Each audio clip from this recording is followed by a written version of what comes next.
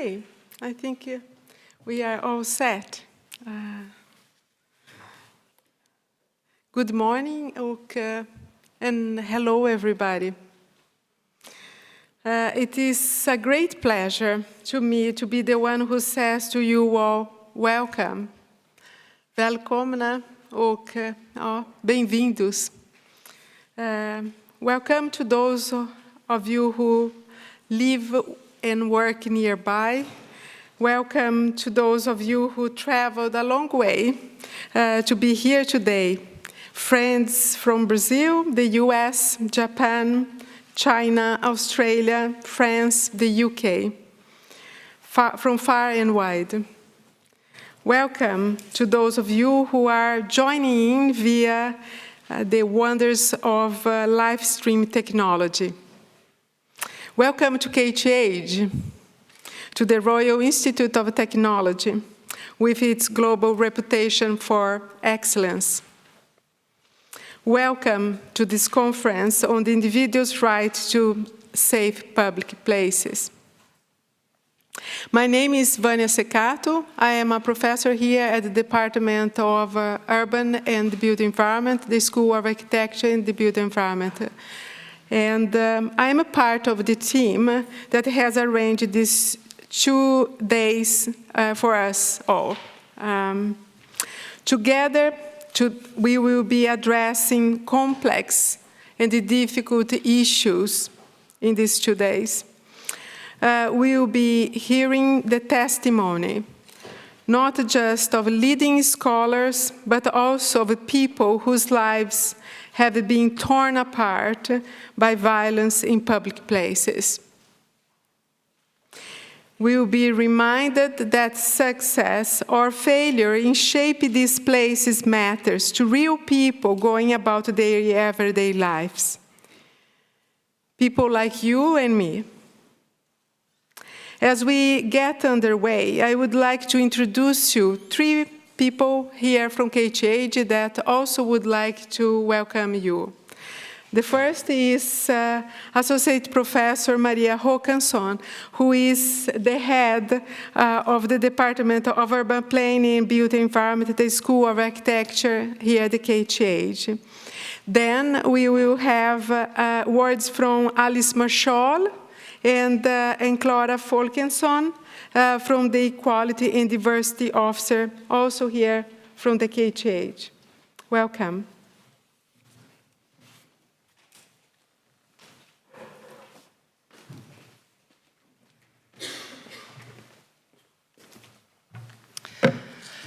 So once again, welcome here to KTH. My name is Maria Håkansson, and I'm representing KTH, as Vânia said.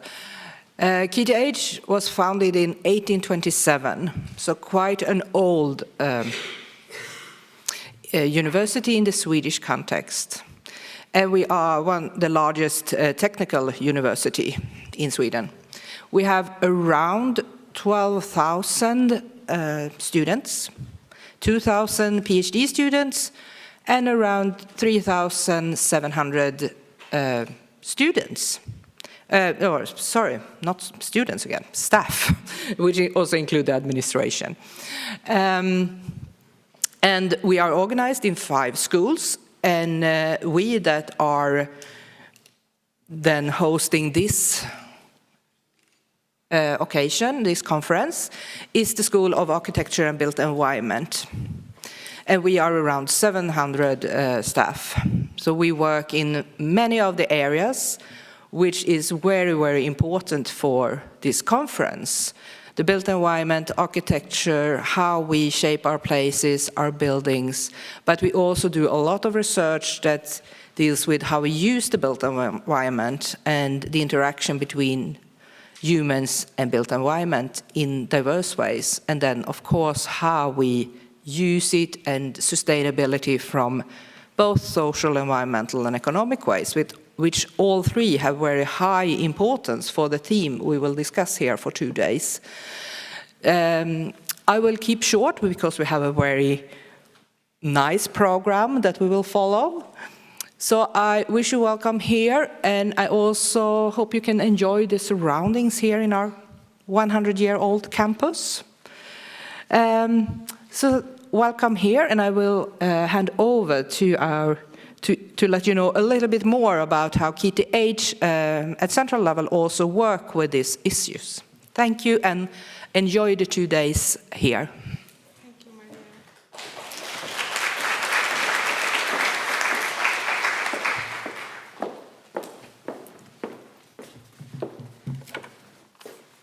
Hello to all conference participants, and welcome to KTH.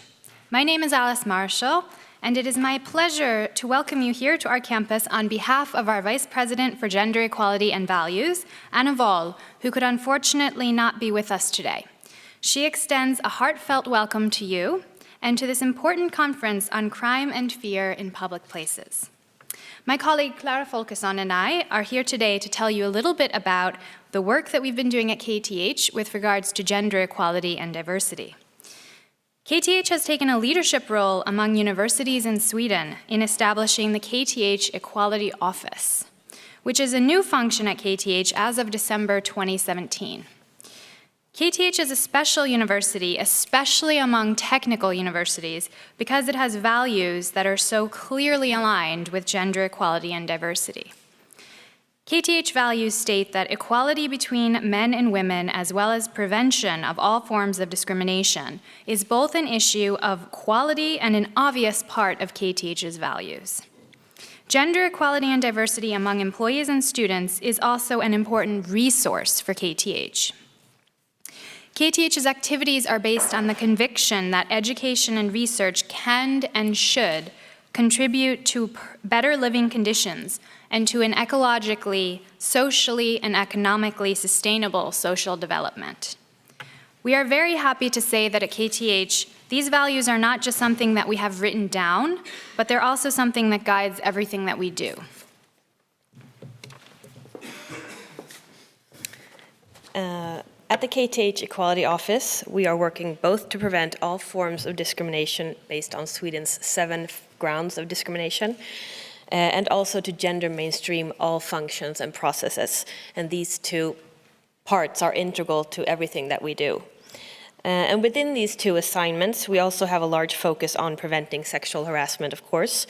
We have, for instance, interviewed all individuals who are involved in the university's handling of sexual harassment among students in order to identify best practices and areas for improvement. We have worked very proactively this year with the orientation of new students, which had earlier been a period at KTH rife with harassment and sexual harassment of new students. This year, for example, we have held 5 workshops for new students, including bystander training with cases involving sexual harassment. While we are working hard with all of these concrete activities, it's also very clear that we have a long way to go, of course. Towards our goals of clear organization of gender equality, diversity, and equal opportunity work at KTH, equal conditions for all students and employees alike, faculty and administration, greater knowledge and awareness, and inclusive cultures in general at KTH. We have many challenges ahead, but we are ready to meet them with a clarity of vision and purpose, and with a very clear structure for how to work with these issues. We hope that this conference gives you greater knowledge about sexualized violence and fear in public spaces, so that we can create increasingly safer public spaces. We hope that you will continue to develop international networks and systems for sharing knowledge, so that we can all become better off. Create safer cities and public spaces everywhere, where people, regardless of gender identity, can feel safe. So thank you, and have a nice 2 days. Thank you. Thank you.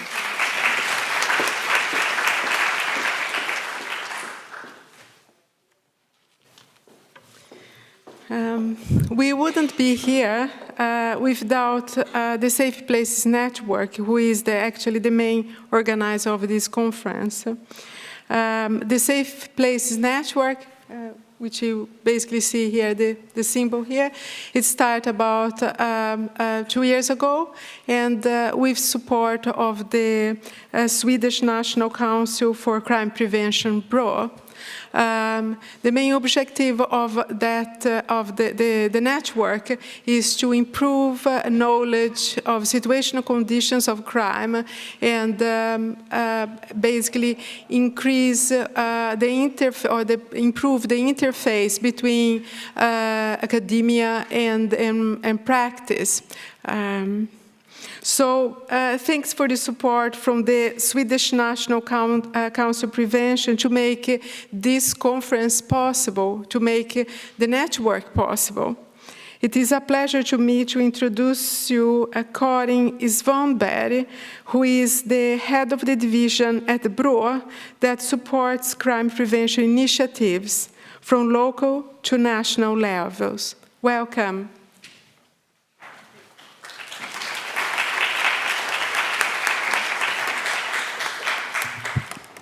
Thank you, Vanya. It's an honor to be part of the opening of such an important conference. It's arranged, as you already heard, by the KTH, and to meet all of you distinguished guests and participants. The National Council for Crime Prevention supports local initiatives in crime prevention, but we also collect and disseminate all the official statistics on crime in Sweden. We publish facts, we do research, and disseminate knowledge about crime and criminality and social efforts surrounding those problems. We provide the government and agencies with important information that they have to make the right decisions about and setting priorities in these issues. We also yearly organize a symposium, a criminology symposium, that you, of course, everyone is very welcome to join. It's in June every year. I hope someone of you have been there before. As I said, we also contribute to knowledge in the area of criminal policy and promote crime prevention efforts. And one of those efforts, as you said, is the network Safe Places, and is run by the KTH under the warm care and supervision of Vanya. We're very pleased with that. And that is part of a renewed focus that we started in 2016 regarding to situational crime prevention. And we saw a challenge, actually, to reach professions that should and could be involved in and deal with crime prevention, but weren't really so much so. Architects, planners, and property owners, for example. And we saw the opportunity in our collaboration with Vanya that go further back than 2016. Together we sort of came out with this initiative. And we're very pleased with that.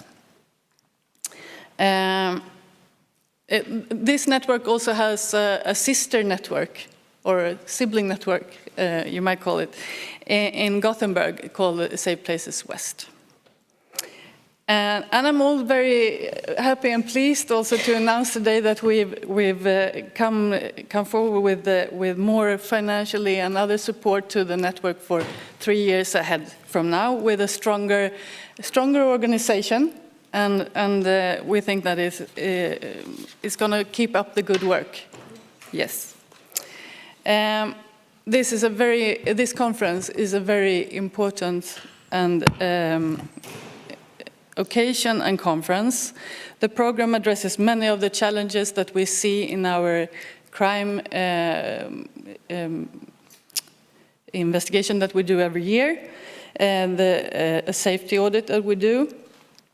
And also in other statistics, for example, women's safety in public spaces that you've already addressed a lot here, and safety of elderly and disabled people, and the safety of socially disadvantaged areas.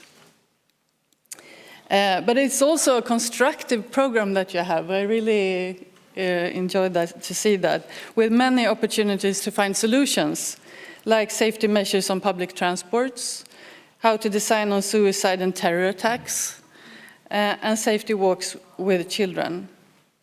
And I really hope that you all will enjoy the program and take the opportunity to listen and learn and speak out questions if you have those, so that this will be an exchange that make the knowledge one level up, and take it forward, how to tackle the crime problems and safety problems and create a better and safer society as a whole. Thank you.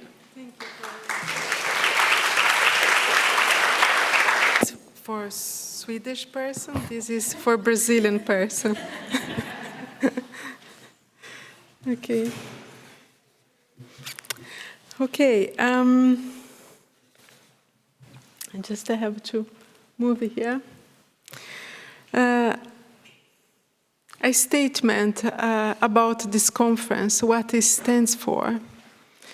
A year since the Me Too went viral, over half of young people say now that they are more likely to speak up against sexual harassment and sexual violence. We definitely see this trend among our KTH students when they answer our questionnaire. But this change did not happen out of the blue.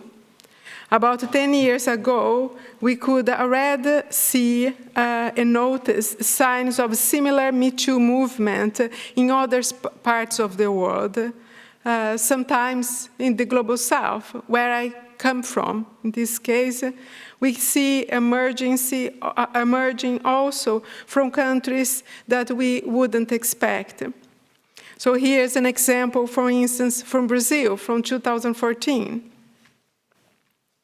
But what is actually sexual harassment and sexual violence?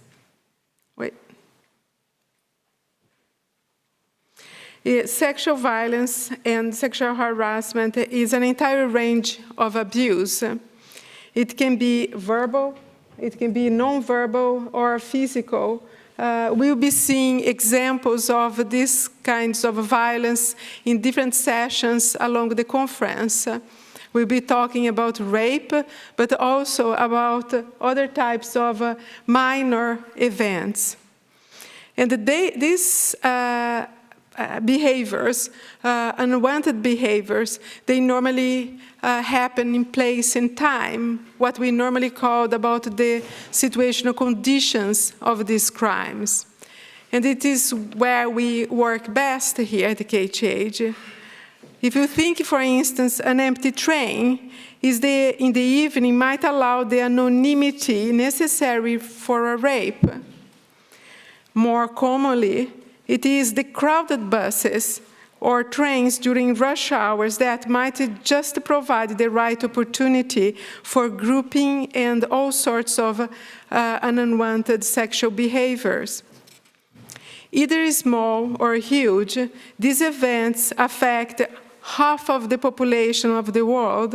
It reduces individual ability to participate in school, work, and public life. Although violence in the private domain is now widely recognized as a human rights violation, violence of this kind in public places still remains a largely neglected issue, particularly against women and girls. So therefore, the aim of this conference is to promote a discussion on the need for more comprehensive and contextualized knowledge in public places. We'll be talking about the nature of these behaviors, trends and patterns, but also, and secondly, about we will try to offer opportunity for reflection about our current practices in promoting safety for different groups of society, both by academics and practitioners.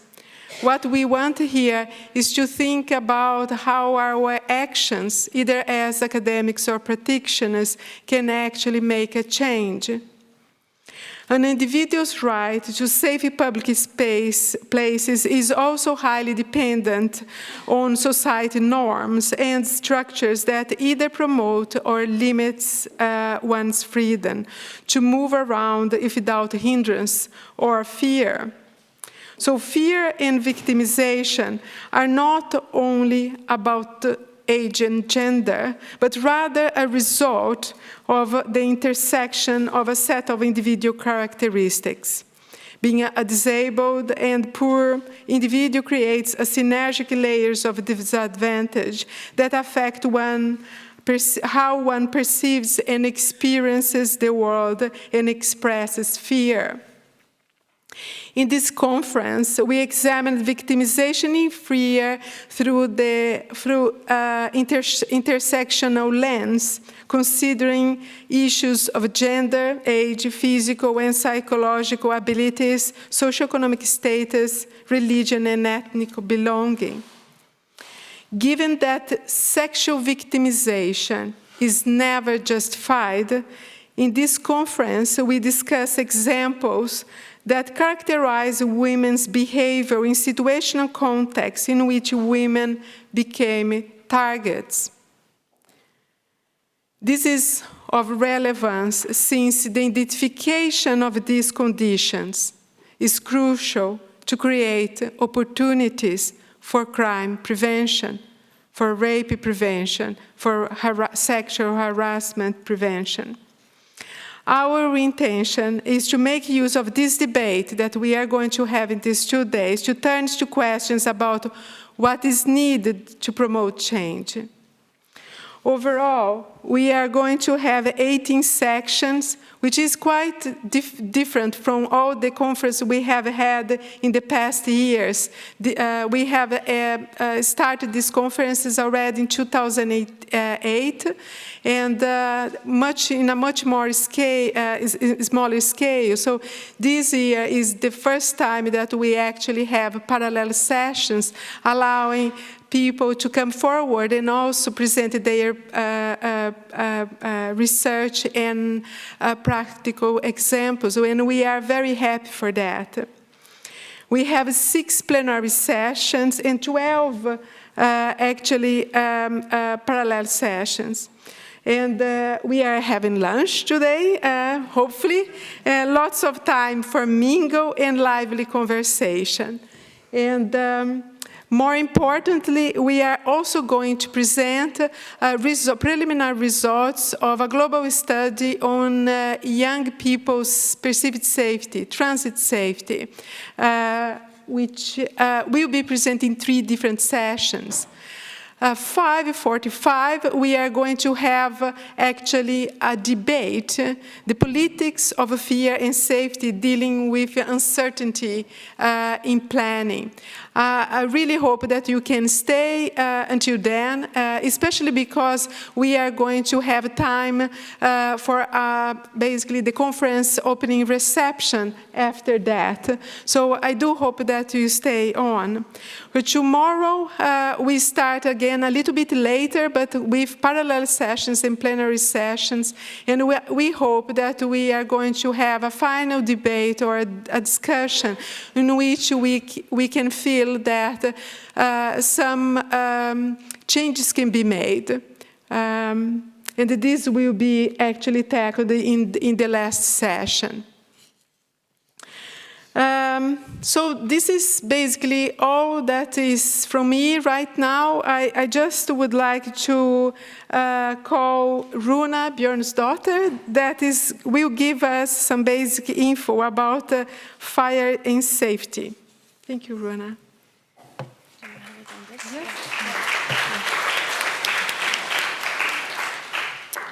Yes, all right. Hello again. Just before we move on with the program, I will quickly just say that the nearest evacuation route is through the entrance at Lindstedtvägen 17, which is directly 2 floors down from here. And the reassembly point is outside here at Borggården, and we have a fire extinguisher at Lindstedtvägen 25, and a defibrillator is situated downstairs at the entrance here at Lindstedtvägen 17. And for all emergencies, the emergency number in Sweden is 112. So, thank you.